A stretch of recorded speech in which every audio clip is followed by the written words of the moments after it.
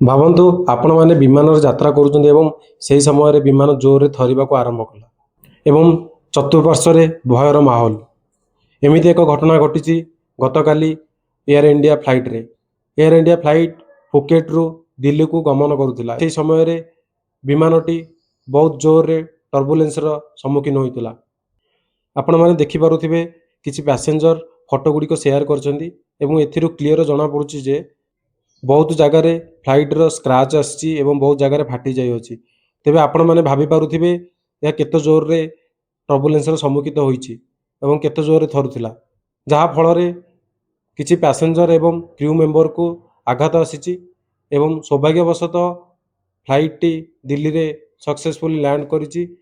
Land କରିବା ପରେ ଆହତ ପ୍ୟାସେଞ୍ଜର ଏବଂ କ୍ରୁ ମେମ୍ବରକୁ ହସ୍ପିଟାଲକୁ ନିଆଯାଇଥିଲା। ରିପୋର୍ଟ ତରଫରୁ ଜଣାପଡ଼ିଛି ଯେ 17 ଜଣ ଆହତ ହୋଇଛନ୍ତି। ଯଦି ଆପଣମାନେ ବି ବିମାନରେ ଯାତ୍ରା କରୁଛନ୍ତି ତେବେ ଯତ୍ନର ସହ ଯାତ୍ରା କରନ୍ତୁ ଏବଂ ସିଟ୍ ବେଲ୍ଟକୁ ସବୁବେଳେ ୟୁଜ୍ କରନ୍ତୁ।